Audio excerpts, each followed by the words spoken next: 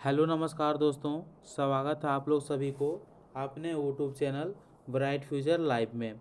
इस क्लास में हम लोग कंप्लीट हिंदी का रिवीजन करेंगे, जिस टॉपिक से एसएससी जीडी एग्ज़ाम में बार बार पूछा जाता है। तो इस क्लास में हम लोग 100 प्लस क्वेश्चन रिवीजन करने वाले हैं। यदि आप एग्ज़ाम में 20 में से 20 मार्क्स लाना चाहते हैं तो इस क्लास का सभी क्वेश्चन का आंसर मालूम होना चाहिए।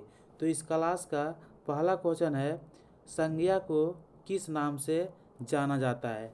तो संज्ञा मतलब होता है नाम। दुनिया में किसी का भी नाम संज्ञा के नाम से जाना जाता है। तो इसमें संज्ञा को किस नाम से जाना जाता है, तो राम हो गया, गंगा हो गया, नाम। तो यानी कि दुनिया में किसी का भी नाम है उसी को हम संज्ञा कहते हैं। तो संज्ञा को नाम के नाम से जाना जाता है। तो जिसका आंसर ऑप्शन नंबर सी के साथ है, बिल्कुल करेक्ट है। अगला क्वेश्चन है, वस्तु, स्थान, भाव या विचार के घोतक शब्द को क्या कहते हैं। कोई भी वस्तु हो, स्थान हो या भाव है, विचार के घोतक शब्द जो नाम शब्द होता है उसे क्या कहते हैं, तो उसे हम लोग संज्ञा कहते हैं। तो जिसका आंसर ऑप्शन नंबर ए के साथ जा रहा है, बिल्कुल करेक्ट है। अगला क्वेश्चन है, निम्नलिखित में से भाववाचक संज्ञा कौन सी है। तो भाववाचक संज्ञा उसी को कहते हैं जिनमें से भाव जुड़ा होता है। तो इसमें देखते हैं, वीर, वीर क्या भाववाचक है, नहीं। मनुष्य, गुरु, नहीं। तो चतुरता, चतुरता जो से क्या है, एक प्रकार से भाववाचक है। जैसे कि मित्रता, मित्रता भी क्या है, एक प्रकार से भाववाचक है।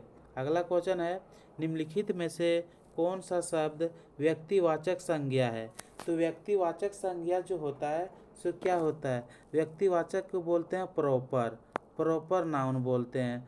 तो सबसे पहले नाउन समझते हैं, नाउन क्या होता है। तो नाउन जो होता है, दुनिया में किसी का भी नाम ले लेते हैं उसी को हम लोग नाउन कहते हैं। तो नाउन इज या नेम, नाउन जैसे क्या है, एक प्रकार का नाम है। तो यदि आप ले लिए क्या, यदि आप ले लिए नदी, तो नदी ले लिए तो क्या हो गया, ये हमारी नाउन है। और यदि आप किसी भी नदी का नाम ले लिए, जैसे कि अमना नदी है तो अमना नदी ले लिए, तो ये प्रकार का हमारा ये बन गया प्रॉपर नाउन, यानी कि व्यक्तिवाचक बन गया। तो व्यक्तिवाचक संज्ञा इसमें से कौन सी है, तो अमना नदी है। तो जिसका आंसर ऑप्शन नंबर सी के साथ जा रहा है, तो बिल्कुल करेक्ट है।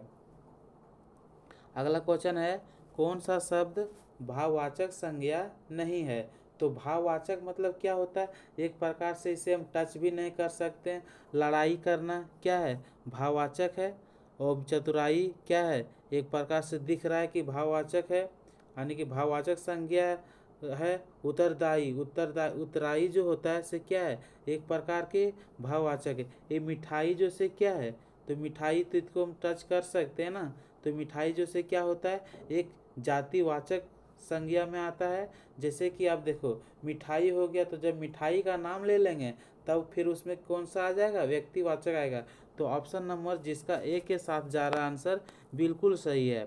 अगला क्वेश्चन है 6 नंबर का, जातिवाचक संज्ञा क्या है। तो जातिवाचक संज्ञा, जैसे कि आप गाय ले लिए तो ये हो गया जातिवाचक। जैसे कि लड़का ले लिए तो ये हो गया जातिवाचक। लड़का में से किसी का नाम ले लिए तो ये हो गया व्यक्तिवाचक। तो व्यक्तिवाचक हो गया, तो जातिवाचक संज्ञा बताएं। तो दुख जो से क्या जातिवाचक है, नहीं। ये क्या है, भाववाचक है। सेना जो से क्या है, सेना जातिवाचक है, नहीं। सेना क्या एक ग्रुप में है, तो सेना जो से एक प्रकार से समूहवाचक है। लड़का जो से क्या है, लड़का जो से जातिवाचक है। तो ऑप्शन नंबर ए के साथ जिसका आंसर जा रहा है, बिल्कुल सही है। श्याम जो से क्या है, तो श्याम जो है सो व्यक्तिवाचक है। अगला क्वेश्चन है हमारी 7 नंबर का, क्रोध, कालिमा, मिठास में कौन सी संज्ञा निहित है। तो क्रोध किसमें दिख रहा है, भाव में। तो सबसे पहले कहाँ चल जाते हैं, भाववाचक संज्ञा के साथ। तो ऑप्शन नंबर डी के साथ जिसका भी आंसर जा रहा है, बिल्कुल सही है। अगला क्वेश्चन, समूहवाचक संज्ञा की पहचान करें।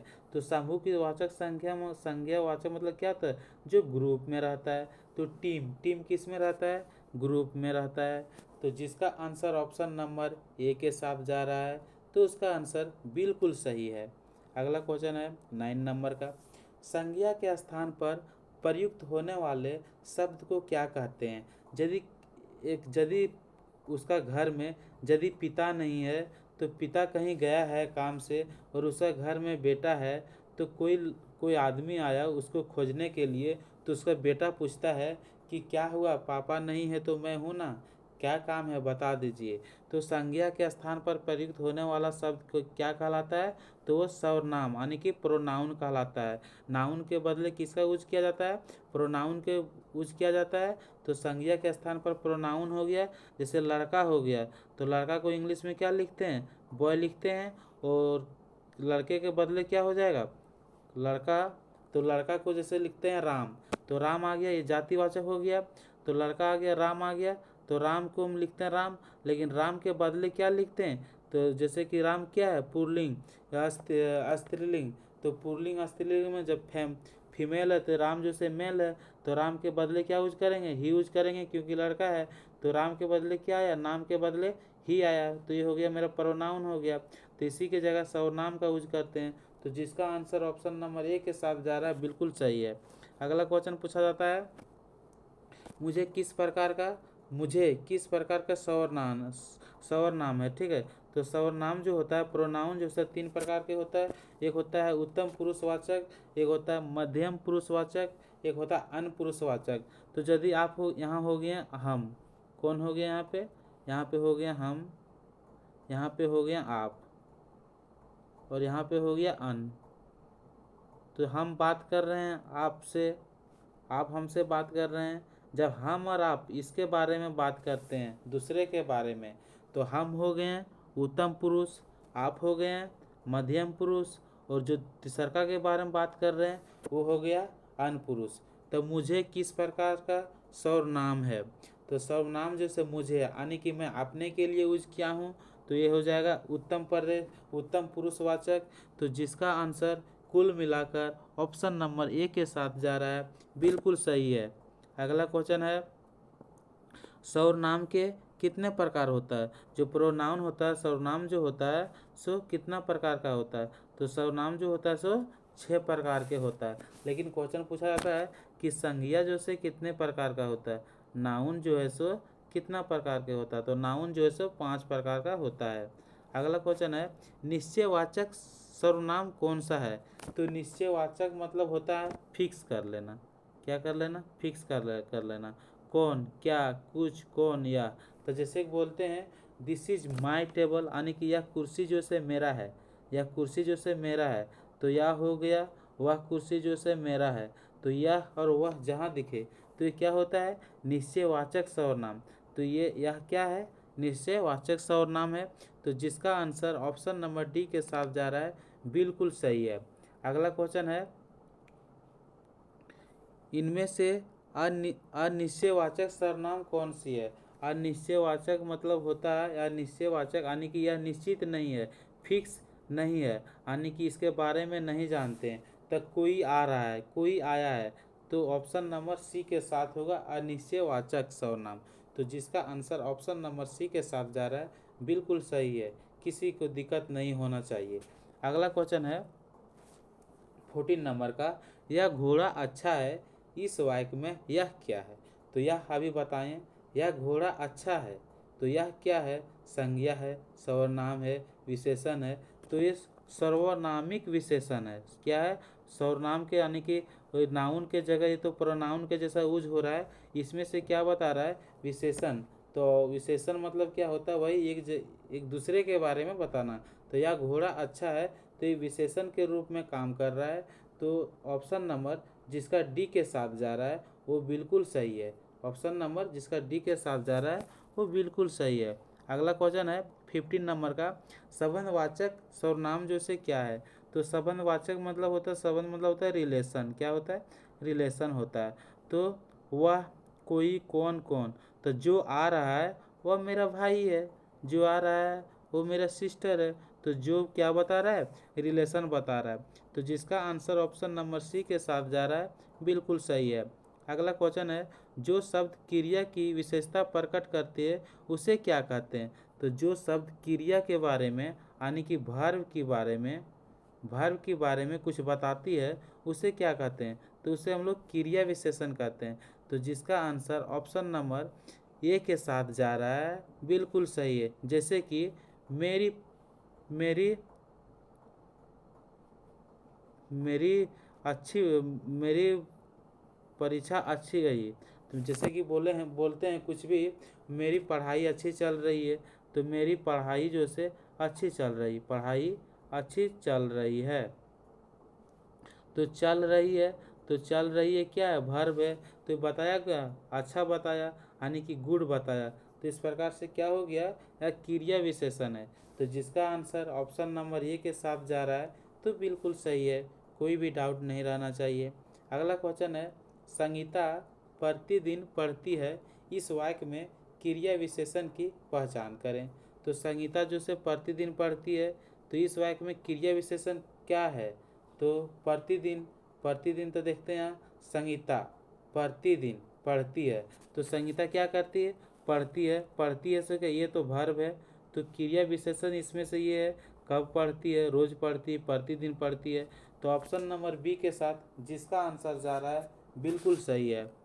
अगला क्वेश्चन है 19 नंबर का, मोहन सुंदर लिखता है, इस वाक्य में क्रिया विशेषण क्या है?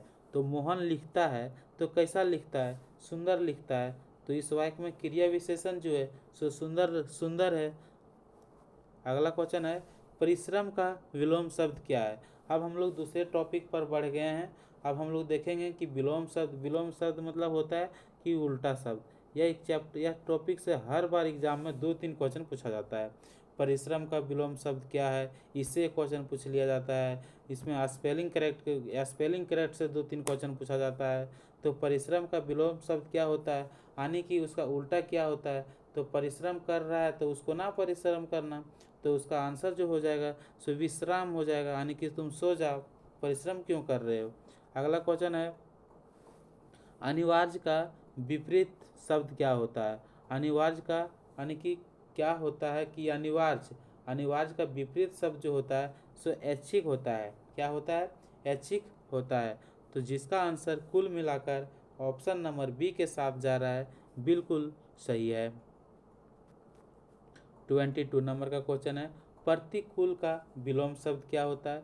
तो प्रतिकूल यदि इस प्रकार से जा रहे हैं, आप 10th क्लास का मैथ में पढ़े होंगे, अब किसी में भी हाइट एंड डिस्टेंस टॉपिक होता है, बोट एंड स्ट्रीम का टॉपिक होता है, बोट एंड स्ट्रीम का मैथ में आप लोग पढ़े होंगे, प्रतिकूल और अनुकूल।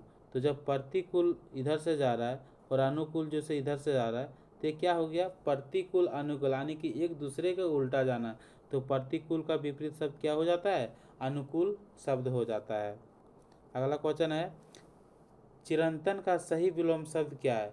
तो चिरंतन का जो विलोम शब्द होता है, सही विलोम शब्द जो होता है सो क्या है? तो नश्वर होता है। इसका नश्वर जो होता है सो चिरंतर का विलोम शब्द होता है। अगला क्वेश्चन है, सुलभ का उपयुक्त विपरीत शब्द कौन सी है? तो सुलभ का जो विपरीत शब्द जो होता है सो कौन सी है? तो इसका दुर्लभ जो हो जाएगा सो इसका विपरीत शब्द हो जाएगा। तो जिसका आंसर ऑप्शन नंबर डी के साथ जा रहा है, बिल्कुल सही है। अगला क्वेश्चन है, दीर्घ आयु का विलोम शब्द क्या होता है? तो दीर्घ आयु जो होता है यानी कि लंबे साल तक, तो इसका हो जाएगा अल्प आयु, यानी कि घट जाएगा। तो ऑप्शन नंबर बी के साथ आंसर सही होगा। अगला क्वेश्चन है, व्यष्टि का विपरीत शब्द क्या होता है? तो व्यष्टि का जो विपरीत शब्द जो होता है सो समष्टि होता है। क्या होती है? समष्टि होता है। तो ऑप्शन नंबर सी इसका आंसर हो जाएगा। अगला क्वेश्चन है, भूगोल का विपरीत शब्द क्या है? तो भूगोल का जो विपरीत शब्द होता है उसको हम लोग अंतरिक्ष के नाम से जानते हैं। किसके नाम से जानते हैं? अंतरिक्ष के नाम से जानते हैं, ध्रुवगोल के नाम से जानते हैं, इतिहास के नाम से जानते हैं। तो नहीं, भूगोल का जो विपरीत शब्द होता है सो खगोल के उल्टा होता है भूगोल। अगला क्वेश्चन है, सहयोग का सर्वथा उपयुक्त विपरीतक शब्द क्या है? तो सहयोग का जो सर्वथा होता है उसका जो उपयुक्त विपरीत शब्द जो होता है सो क्या होता है? तो प्रतिरोधी होती है या तो क्या होती? तो नहीं, प्रतियोगी होती है। क्या होती है? सहयोग का जो विपरीत शब्द होता है सो प्रतियोगी होती है। अगला क्वेश्चन है 29 का, जोड़ का उपयुक्त विपरीत शब्द क्या होता है? तो जोड़ का तो हर बच्चा जानता है कि जोड़ का जो से घटाव होता है विपरीत शब्द। इसमें तो इसका तो इस क्वेश्चन को आंसर तो बताना भी नहीं पड़ेगा क्योंकि सबको मालूम होगा। अगला क्वेश्चन है अनुकूल का विलोम शब्द क्या होता है? पहले बता चुके हैं कि प्रतिकूल का अनुकूल होता है, विलोम जो होता है सो अनुकूल होता है, और अनुकूल का जो विलोम होता है सो प्रतिकूल होता है। अगला क्वेश्चन है उत्कर्ष का विलोम शब्द क्या होता है? तो उत्कर्ष का जो विलोम शब्द जो होता है सो अपकर्ष होता है। तो क्वेश्चन ऑप्शन नंबर जिसका सी के साथ जा रहा है बिल्कुल सही है। विहित का विलोम शब्द क्या होता है? तो विहित का जो विलोम शब्द होता है सो निषिद्ध होता है। अगला क्वेश्चन है पर्यायवाची शब्द का अर्थ क्या होता है? तो पर्यायवाची शब्द मतलब होता है समान, किसी भी शब्द का समान होना, उसी वर्ड के समान मिलना। तो पर्यायवाची शब्द का अर्थ जो होता है सो समानार्थी होता है। तो अगला क्वेश्चन है सूर्य का पर्यायवाची शब्द जो से क्या है? तो सूर्य का जो पर्यायवाची शब्द जो है सो प्रकाश है। सूर्य को हम लोग प्रकाश के भी नाम से जानते हैं। तो जिसका ऑप्शन कुल मिलाकर डी के साथ जा रहा है बिल्कुल उसका आंसर सही है। अगला क्वेश्चन है बिजली शब्द का पर्यायवाची नहीं है। तो बिजली को हम लोग तंडित भी कहते हैं, चंचला भी कहते हैं और दामिनी भी कहते हैं, वितुंडा नहीं कहते हैं। तो ऑप्शन नंबर ये इसका जो होगा सो आंसर हो जाएगा। तो जिसका आंसर ऑप्शन नंबर ए के साथ जा रहा है बिल्कुल सही है। अगला क्वेश्चन है प्राची का पर्यायवाची शब्द क्या है? तो प्राची का जो पर्यायवाची शब्द जो है सो पूर्व है। क्या है? पूर्व है। अगला क्वेश्चन है जंगल शब्द का पर्यायवाची शब्द क्या है? तो जंगल को हम लोग और किस नाम से जानते हैं? तो कांतर के नाम से हम लोग जंगल को जानते हैं। अगला क्वेश्चन है 39 का कमल शब्द का पर्यायवाची शब्द होगा। तो कमल जो है, कमल शब्द का जो पर्यायवाची शब्द जो होता है सो इंदिवर होता है। क्या होता है? इंदिवर होता है कमल शब्द का पर्यायवाची शब्द। अगला क्वेश्चन है वर्तनी की दृष्टि से शुद्ध शब्द क्या है? शुद्ध शब्द यानी कि क्या पूछता है? स्पेलिंग करेक्ट पूछता है। तो अब हम लोग दूसरा टॉपिक में घुस चुके हैं। तो परीक्षा जो से किस प्रकार लिखा जाता है? तो परीक्षा जो से ऑप्शन नंबर सी के जैसा लिखा जाता है। तो जिसका आंसर ऑप्शन सी के साथ जा रहा है बिल्कुल सही है। अगला क्वेश्चन है फिर इसमें बोल रहा है कि शुद्ध शब्द वाला, तो धोबिन किस प्रकार से लिखा जाता है? तो धोबिन हम लोग देखते हैं कि ऑप्शन ए नंबर का जैसा लिखा जाता है कि बी नंबर का लिखा जाता है। तो ऑप्शन ए नंबर के साथ जिसका आंसर जा रहा है बिल्कुल सही है, क्योंकि धोबिन जो है सो इसी प्रकार से लिखा जाता है। अगला क्वेश्चन है शुद्ध वर्तनी वाला शब्द, फिर स्पेलिंग करेक्ट पूछ रहा है। तो भागीरथी जो होती है सो किस प्रकार लिखा जाता है? तो भागीरथी जो है सो भागीरथी ऑप्शन नंबर बी के साथ जिसका आंसर जा रहा है बिल्कुल सही है, क्योंकि भागीरथी हम इसी प्रकार से लिखते हैं। अगला क्वेश्चन है 43 का शुद्ध वर्तनी वाला शब्द है। तो विरहनी हम लोग किस प्रकार से लिखते हैं? तो विरहनी हम लोग ऑप्शन नंबर सी के जैसा लिखते हैं। अगला क्वेश्चन है निम्नलिखित शब्दों में से कौन सा शुद्ध है? तो कवित्री हम लोग किस प्रकार से लिखते हैं? तो कवित्री हम लोग ऑप्शन नंबर बी के जैसा लिखते हैं। तो जिसका आंसर ऑप्शन नंबर बी के साथ जा रहा है बिल्कुल सही है। इसमें से कोई कहना ज़रूरत ही नहीं है, क्योंकि ऑप्शन नंबर जो बी के साथ जा रहा है बिल्कुल सही है 110%। अगला क्वेश्चन है 45 का निम्नलिखित शब्दों में से कौन सा शुद्ध है, यानी कि कौन सा करेक्ट है? तो विदुषी जो से हम लोग किस प्रकार लिखते हैं? तो विदुषी हम लोग ऑप्शन ए का जैसा लिखते हैं। तो जिसका आंसर ऑप्शन ए के साथ है बिल्कुल सही है। अगला क्वेश्चन है 46 का निम्नलिखित में से शुद्ध वर्तनी वाला शब्द है। तो शुद्ध हम लोग कलेश जो से किस प्रकार लिखते हैं? तो कलेश हम लोग लिखते हैं ऑप्शन नंबर ए के जैसा, ऑप्शन नंबर सी के जैसा। तो ऑप्शन नंबर सी के जैसा हम लोग कलेश शब्द लिखते हैं, तो ऑप्शन नंबर सी इसका करेक्ट आंसर होगा। फिर इसमें बोल रहा है कि सही शब्द कौन सी है, दृष्टि से कौन सा शब्द सही है। तो वर्तनी की दृष्टि से कौन सा शब्द सही है, तो सन्यासी हम लोग किस प्रकार से लिखते हैं, तो सन्यासी हम लोग ये पर जिस प्रकार ऑप्शन ए में लिखा है उसी प्रकार से सन्यासी लिखते हैं। तो आंसर जो होगा सो ऑप्शन नंबर ए के साथ होगा। अगला क्वेश्चन है, निम्न में से शुद्ध रूप कौन सा है।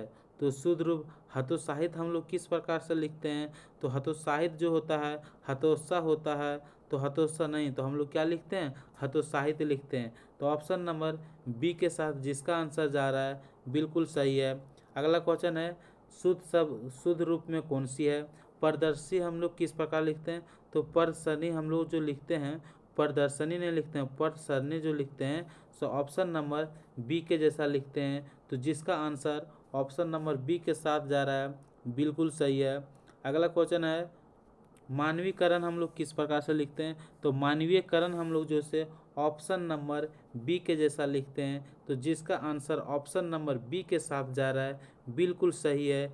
क्या सही है या गलत है, तो ये बिल्कुल गलत है। आप लोग को दिमाग टेस्ट कर रहे थे कि मानवीयकरण जो से किस प्रकार लिखता है, तो ऑप्शन नंबर सी के जैसा जो होता है सो मानवीकरण लिखा जाता है। देख लिए ना मेरे साथ आप लोग कितना गलती किए कि मानवीकरण जो से इस प्रकार से लिख दिया। मानवीकरण जो से ऑप्शन नंबर सी के साथ जैसा लिखा जाता है, ना कि ऑप्शन नंबर बी के जैसा लिखा जाता है। कहीं कहीं आप लोग का भी दिमाग टेस्ट करना पड़ता है। निम्नलिखित में से एक शब्द की वर्तनी जो से अशुद्ध है, तो हम लोग अशुद्ध देखते हैं। उज्ज्वल जो से किस प्रकार लिखा जाता है, कवित्री जो से किस प्रकार लिखा जाता है, कवित्री जो से किस प्रकार लिखा जाता है, मौज जो से किस प्रकार लिखा जाता है। तो इसमें से कौन सा गलत है, तो कवित्री कवित्री जो से अभी हम लोग क्या डिस्कस कर चुके हैं, कवित्री जो से ऑप्शन नंबर जो सी लिखा है ये क्या है, ये तो बिल्कुल सही है। क्या है, बिल्कुल सही है। मौज मौज किस प्रकार से लिखते हैं, तो ये मौज मौज जो है ऑप्शन नंबर डी के साथ जैसा लिखते हैं वो क्या है, बिल्कुल सही है। क्या है, बिल्कुल सही है। उज्ज्वल जो से क्या है ऑप्शन नंबर ए का जैसा लिखते हैं तो बिल्कुल सही है। तो कव इतरी, क्या कव इतरी, यानी कि कव इतरी जो हम लोग लिखते हैं सो इस प्रकार से लिखते हैं कव इतरी। क्या लिखते हैं, कव इतरी। तो ऑप्शन नंबर जो होगा सो कौन सी होगी, ऑप्शन नंबर बी जो है इसका सही होगा, और ऑप्शन नंबर सी जो इसका होगा सो गलत होगा। तो ऑप्शन नंबर यहाँ पे अशुद्ध में से कौन हो जाएगा, तो कवि इतरी हो जाएगा। क्या हो जाएगा, कवि कवि इतरी, यानी कि हम लोग क्या लिखते हैं, कव इतरी लिखते हैं। तो ऑप्शन नंबर सी जो है सो बिल्कुल गलत है। अगला क्वेश्चन है, निम्न में से शुद्ध वर्तनी वाला शब्द कौन सा है, यानी करेक्ट स्पेलिंग जो है सो कौन सा है। तो आशीर्वाद हम लोग किस प्रकार से लिखते हैं, आशीर्वाद लिखते हैं, आशीर्वाद लिखते हैं, आशीर्वाद लिखते हैं, आशीर्वाद लिखते हैं। तो आशीर्वाद जो से हम लोग किस प्रकार से लिखते हैं, तो जिसका आंसर जो है से ऑप्शन नंबर सी के साथ जा रहा है बिल्कुल सही है। क्योंकि हम लोग लिखते हैं आशीर्वाद लिखते हैं। क्या लिखते हैं, आशीर्वाद, तो इसको बोलते हैं आशीर्वाद। तो ऑप्शन नंबर सी जो है बिल्कुल सही है। अगला क्वेश्चन है 53 का, फिर करेक्ट करने का लिए बोल रहा है। तो उत्सव हम लोग किस प्रकार से लिखते हैं, तो ऑप्शन नंबर बी के जैसा हम लोग उत्सव लिखते हैं। तो 53 का आंसर जो होगा सो ऑप्शन नंबर बी होगा। अगला क्वेश्चन है निर्दर्शन अनिर्दर्शन अनिर्दर्शन निदर्शन, तो हम लोग किस प्रकार से लिखते हैं निर्दर्शन। तो निर्दर्शन जो हम लोग लिखते हैं सो ऑप्शन नंबर बी के जैसा लिखते हैं। तो जिसका आंसर ऑप्शन नंबर बी के साथ जा रहा है बिल्कुल सही है। अगला क्वेश्चन है शुद्ध वर्तनी का चयन करें। तो जेस्ट हम लोग किस प्रकार से लिखते हैं, जेस्ट इस प्रकार से भी नहीं लिखते हैं, इस प्रकार से नहीं लिखते हैं, इस प्रकार से नहीं लिखते हैं। तो ऑप्शन नंबर डी के जैसा लिखते हैं। तो जिसका आंसर ऑप्शन नंबर डी के साथ है बिल्कुल सही है। अगला क्वेश्चन है, फिर इसमें से बोल रहा है कि करेक्ट स्पेलिंग का वही किस प्रकार से लिखा जाता है। तो अंतधार्यन जो से किस प्रकार से लिखा जाता है, अंतधार्यन जो से किस प्रकार से लिखा जाता है। तो हम लोग कोशिश का आंसर देने की कोशिश करेंगे कि अंतर्धान जो होता है सो ऑप्शन नंबर बी के साथ जिस प्रकार लिखा है उसी प्रकार से लिखा जाता है। तो इसका आंसर जो होगी सो ऑप्शन नंबर बी होगी। अगला क्वेश्चन है अनुक्रम अनुक्रम हम लोग किस प्रकार से लिखते हैं। तो अनुक्रम जो है हम लोग किस प्रकार से लिखते हैं, ऑप्शन नंबर ए का जैसा लिखते हैं कि बी का जैसा लिखते हैं कि सी का जैसा लिखते हैं। तो अनुक्रम जो है सो ऑप्शन नंबर बी के जैसा लिखते हैं। तो जिसका आंसर ऑप्शन नंबर बी के साथ जा रहा है, बिल्कुल सही है। अगला क्वेश्चन है 59 का, ऋषि ऋषि हम लोग किस प्रकार से लिखते हैं। तो बचपन से हम लोग ऋषि ऋषि लिख रहे हैं और ऋषि ऋषि पढ़ रहे हैं। तो ऑप्शन नंबर जिसका बी के साथ जा रहा है, बिल्कुल सही है। अगला क्वेश्चन है जिसकी कोई कीमत ना हो सके वाक्यांश के लिए एक शब्द क्या होता है। जिसका कोई कीमत ना हो सके, तो जिसका कोई कीमत नहीं है, उसका मूल ही नहीं है, तो उसे हम लोग क्या बोलते हैं, तो अमूल बोलते हैं। क्या बोलते हैं, या मूल, यानी कि उसका कोई मूल नहीं, वैल्यू नहीं है, यानी कि उसको अमूल बोलेंगे। तो ऑप्शन नंबर 20 का करेक्ट आंसर हो जाएगी। अगला क्वेश्चन है 62 का, थोड़ा नापा तुला भोजन करने वाला वाक्यांश के लिए एक युक्त क्या है। थोड़ा नापा तुला भोजन जो करता है, नापा तोला भोजन जो खाता है, उसे हम लोग क्या कहते हैं, तो मिताहारी कहते हैं या क्या कहते हैं, तो उसे हम लोग मिताहारी ही कहते हैं। तो जिसका आंसर ऑप्शन नंबर सी के साथ जा रहा है, बिल्कुल सही है। अगला क्वेश्चन है जिसे जीता ना जा सके उसके लिए उपयुक्त शब्द लिखें। तो जिसे जीता ना जा सके उसे हम लोग क्या कहते हैं, तो उसे हम लोग कहते हैं अजय कहते हैं। क्या कहते हैं, विजय नहीं कहते हैं, अजय कहते हैं, यानी कि हार जाना। जीत जाना तो हम लोग विजय कहते हैं, लेकिन हार जाना, जीता ना जा सके, उसे हम लोग अजय कहते हैं। अगला क्वेश्चन है जो शब्द कुछ जानता है के लिए उपयुक्त शब्द है। तो जो शब्द कुछ जानता है, यानी कि जो कुछ जानता है, तो यानी कि वो क्या है, ज्ञानी है। क्या है, ज्ञानी है। कैसा, सर्वज्ञ में। कैसा है, सर्वज्ञ में। तो सर्वज्ञ किस में है, ऑप्शन नंबर डी के साथ में है। तो जिसका आंसर ऑप्शन नंबर डी के साथ जा रहा है, बिल्कुल सही है। अगला क्वेश्चन है जिसके सिर पर चंद्र चंद्र हो उसे हम लोग क्या कहते हैं। तो जिसके सिर पर चंद्र हो उसे हम लोग चंद्र ग्रहण कहते हैं। अगला क्वेश्चन है जिसके हृदय में ममता नहीं है, जिसके हृदय में कोई दया नहीं है, उसे हम लोग क्या कहते हैं, तो उसे हम लोग निर्मम कहते हैं या निर्दय कहते हैं या क्रूर कहते हैं। तो उसे हम लोग निर्मम कहते हैं। क्या कहते हैं, निर्मम कहते हैं। दिशाएं ही जिनका वस्त्र है उन्हें क्या कहा जाता है। तो दिशाएं ही जिनका वस्त्र है उसे दिगंबर कहा जाता है। क्या कहा जाता है, दिगंबर कहा जाता है। अगला क्वेश्चन है जो स्त्री सूरज भी ना सूरज भी ने देख सके वाक्यांश के लिए एक शब्द लिखे। तो जो स्त्री सूरज भी ना देख सके उसे हम लोग क्या कहते हैं। तो ऐसा व्यक्ति जो सूरज के भी नहीं देख पाता है उसे हम लोग कहते हैं असूर्य पर्सा। क्या कहते हैं, असूर्य पर्सा कहते हैं। अगला क्वेश्चन है जो उद में स्थिर रहता है उसे हम लोग क्या कहते हैं। तो जो उद में स्थिर रहता है उसे हम लोग क्या कहते हैं, तो उसे हम लोग यासुर पस्या कहते हैं। अगला क्वेश्चन है 70 नंबर का, जो उद में स्थिर रहता है उसे हम लोग क्या कहते हैं। तो जो उद में स्थिर रहता है उसे हम लोग उद्धिष्टर कहते हैं। क्या कहते हैं, उद्धिष्टर कहते हैं। अगला क्वेश्चन है पो 12 होना, यानी कि पो 12 होना मुहावरे का अर्थ क्या है। वसंत ऋतु का आगमन, भाग जाना, वर्ष भर काम करना, अत्यधिक लाभ लेना। तो पो 12 होना मुहावरे का अर्थ होता है अत्यधिक लाभ लेना। क्या होता है, पो 12 होना मीन्स अत्यधिक लाभ होना। अगला क्वेश्चन है 72 का, बांझ क्या जाने प्रसव की पीड़ा का अर्थ। तो इसका अर्थ जो होता है जिस पर बीतती है वही जानती है, जिस पर बीतती है वही जानती है। तो बांझ क्या जानती है, इसका अर्थ यही होता है कि बांझ क्या जाने प्रसव की पीड़ा, यानी कि जिसके ऊपर बीतती है वही जानती है। अगला क्वेश्चन है, कान का कच्चा होना मुहावरे का अर्थ क्या है? तो कान का कच्चा होना यानी कि क्या करना, कम सुनाई देना। क्या करना, कम सुनाई देना। सुनी सुनाई बातों पर विश्वास करना। तो कान का कच्चा होना सुनी सुनाई बातों पर विश्वास करना। एक व्यक्ति जो कोई भी व्यक्ति को झूठी बातें भी बोल दी तो वो विश्वास कर ली, उसी को हम लोग बोलते हैं सुनी सुनी बातों पर विश्वास करना, यानी कि कान उसका कच्चा होना। 74 का क्वेश्चन है, घुटने टेकना। घुटने टेकना का मुहावरे का अर्थ जो होता है सो क्या होता है? तो घुटने टेकने का मुहावरे का जो अर्थ होता है सो हार मान लेना। घुटना टेक देना मतलब हार मान लेना। अगला क्वेश्चन है, सब्ज बाग दिखाना मुहावरे का अर्थ क्या है? तो सब्ज बाग दिखाना मुहावरे का जो अर्थ होता है यानी कि प्रलोभन देना। क्या होता है? प्रलोभन देना।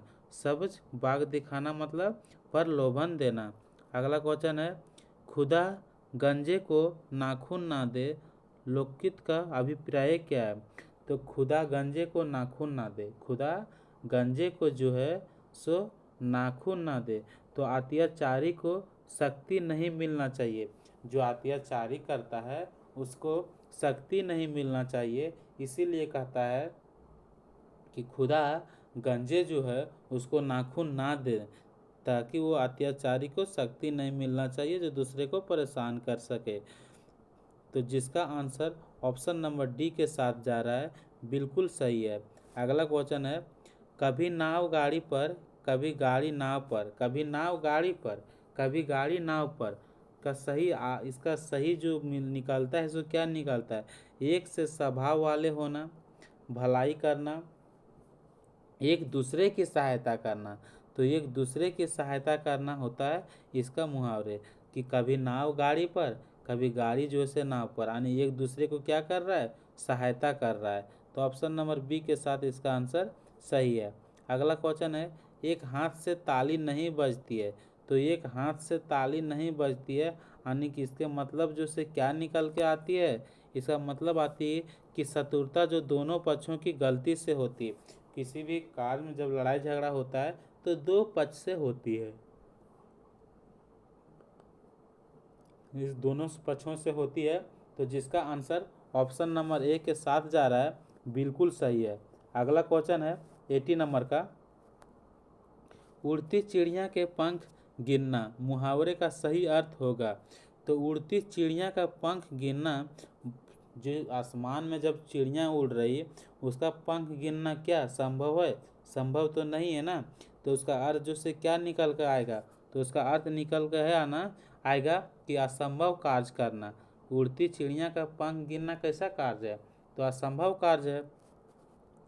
अगला क्वेश्चन है, नखराने में तूती की आवाज़ मुहावरे का क्या होता है? तो नकार खाने में जो होता है, नकार खाने में तूती का जो आवाज़ होता है उसका अर्थ होता है कि समर्थ व्यक्ति के सामने असमर्थ व्यक्ति को प्रभाव नहीं पड़ता। तो जिसका आंसर ऑप्शन नंबर डी के साथ जा रहा है, बिल्कुल सही है। अगला क्वेश्चन है, रविंद्रनाथ टैगोर का नाम संस्कृत एवं जगत में सदा अविस्मरणीय रहेगा। रविंद्रनाथ टैगोर का नाम जो है सो संस्कृति एवं जगत में सदा अविस्मरणीय रहेगा। तो कौन थे? तो रविंद्रनाथ टैगोर जो है एक संस्कृति साहित्यिक से संबंधित थे। तो जिसका आंसर जो है सो ऑप्शन नंबर सी के साथ जा रहा है, बिल्कुल सही है। अगला क्वेश्चन है, मनुष्य बोल रहा कि मनुष्य मृत्यु का असुंदर ही नहीं बल्कि अनिवार्य भी मानता है, सुंदर मानता है, तजाब मानता है, अपवित्र भी मानता है। तो मनुष्य मृत्यु को असुंदर ही नहीं बल्कि और क्या मानती है? अपवित्र मानता है, तो त्याज मानता है। तो जब कोई मनुष्य जब मर जाती है तो मनुष्य जो है सो असुंदर ही नहीं मानता है बल्कि उसको अपवित्र मानने लगता है। तो ऑप्शन नंबर डी के साथ इसका आंसर होगा, जो लोग समय का ख्याल नहीं रखते हैं उनकी क्या की जाती है? तो जो लोग समय का ख्याल नहीं रखते हैं तो उसकी प्रशंसा भी नहीं किया जाती है, शिकायत भी नहीं किया जाती है, उसके बारे में निंदा की जाती है। क्या की जाती है? निंदा की जाती है। अगला क्वेश्चन है, चंद्रकांता उपन्यास के लेखक जो है से कौन है? तो चंद्रकांता एक उपन्यास है जिसका लेखक जो है से देवकीनंद खत्री है। कौन है? देवकीनंदन खत्री उसका क्या है? लेखक है। अगला क्वेश्चन है, सेवा सदन किसका उपन्यास है? तो सेवा सदन जो एक प्रकार से उपन्यास है, तो इसका लेखक जो से कौन कौन है? तो इसका लेखक जो है सो वो है जिसका नाम है प्रेमचंद। प्रेमचंद किसका लेखक है? सेवा सदन उपन्यास का। अगला क्वेश्चन है, हिंदी का पहला उपन्यास किसे माना जाता है? तो हिंदी का जो पहला उपन्यास है वो परीक्षा गुरु को माना जाता है। किसको माना जाता है? परीक्षा गुरु को माना जाता है हिंदी का पहला उपन्यास। मृगन अनी उपन्यास के लेखक कौन है? तो मृगन अनी उपन्यास के लेखक जो है सो वृंदावन लाल वर्मा उत्तर है। कौन है? वृंदालाल वर्मा उत्तर है। अगला क्वेश्चन है 89 का, किस काल को स्वर्ण काल कहा जाता है? तो भक्ति काल को हो गया, आदि काल को हो गया, तो नहीं, भक्ति काल को ही स्वर्ण काल कहा जाता है। सूरदास के गुरु कौन थे? तो सूरदास के गुरु जो थे वल्लभाचार्य थे। कौन था? वल्लभाचार्य थे सूरदास के गुरु। अगला क्वेश्चन है, मेला आंचल के लेखक कौन है? तो मेला आंचल का जो लेखक जो है सो फणीसर नाथ रेणु है। मेला आंचल का जो उपन्यास है किसने लिखा? फणीसर नाथ रेणु लिखा। तो जिसका आंसर ऑप्शन नंबर ए के साथ जा रहा है, बिल्कुल सही है। अगला क्वेश्चन है, अनामदास का पोथा। अनामदास का पोथा किसका उपन्यास है? तो अनामदास का जो पोथा है वो उपन्यास जो है सो किसका है? तो हजारी प्रसाद द्विवेदी का उपन्यास है। किसका है? हजारी प्रसाद द्विवेदी का उपन्यास है। अगला क्वेश्चन है, भारती के रचयिता जो से कौन है? तो भारती के जो रचयिता जो है सो ऑप्शन नंबर डी है, मैथिली शरण गुप्त है। क्वेश्चन पूछा जाता है भारती के रचयिता जो से कौन है? तो मैथिली शरण गुप्त है। तो जिसका आंसर ऑप्शन नंबर डी के साथ जा रहा है, बिल्कुल सही है। अगला क्वेश्चन है, धुर स्वामी नाटक है। धुर स्वामिनी जो से क्या है? एक प्रकार का नाटक है और इसका रचयिता जो से कौन है? तो जयशंकर प्रसाद जो है इसका रचयिता है, यानी कि लेखक है। कविता क्या है? निबंध के रचनाकार जो से कौन है? तो कविता जो से क्या है? तो कविता एक प्रकार निबंध है। निबंध के जो रचनाकार जो है यानी कि रचने वाला जो से कौन है? तो इसका जो लिखा था, कविता जो लिखा था, निबंध जो लिखा था, इसका रचनाकार जो है सो रामचंद्र शुक्ला है। तो पूछा जाता है कविता का रचनाकार जो से कौन है, यानी कि निबंध का रचनाकार जो से कौन है? तो रामचंद्र शुक्ला है। चिंतामणि के रचयिता कौन है? तो चिंतामणि के जो रचयिता जो है सो कौन है? तो रामचंद्र शुक्ला है। रामचंद्र शुक्ला नहीं, वो किसका है? कविता निबंध जो है सो किसका है? कविता निबंध का भी क्या बताएं? रामचंद्र शुक्ला। लेकिन अब क्या क्वेश्चन पूछ रहा है? हाँ, चिंतामणि। तो चिंतामणि का जो है सो रामचंद्र शुक्ला ही है। कौन है? रामचंद्र शुक्ला ही है। तो इसका आंसर याद रखेंगे, चिंतामणि का भी रचयिता जो से रामचंद्र शुक्ला है। तो जिसका आंसर ऑप्शन नंबर सी के साथ जा रहा है, बिल्कुल सही है। अगला क्वेश्चन है, जनमेजय का नागयज्ञ किसकी कृति है? तो जनमेजय का जो नागयज्ञ है वो कृति जो है सो जयशंकर प्रसाद का है। जनमेजय का नागयज्ञ है, उसका कृति जो है सो जयशंकर प्रसाद का है। अगला क्वेश्चन है, पंच परमेश्वर कहानी जो है उसका लेखक कौन है? तो पंच परमेश्वर कहानी का जो लेखक जो है सो प्रेमचंद है। अगला क्वेश्चन है, तोड़ती पत्थर कविता है वो कविता के लेखक जो से कौन है? तो सूर्यकांत त्रिपाठी निराला जो है सो इसका लेखक है, तोड़ती पत्थर का लेखक है। अगला क्वेश्चन है, हार की जीत कहानी के कहानीकार जो से कौन है? हार का जीत जो लिखा है कहानी, उसका कहानीकार जो से कौन है? तो उसका कहानीकार जो से सूरदर्शन है। तो अब हम लोग तो 100+ क्वेश्चन रिवीजन कर चुके हैं। तो आप लोग इसको रिवीजन कर लें, यानी कि इसका हर क्वेश्चन का आंसर जो है पता होना चाहिए एग्ज़ाम में अच्छा नंबर लाने के लिए।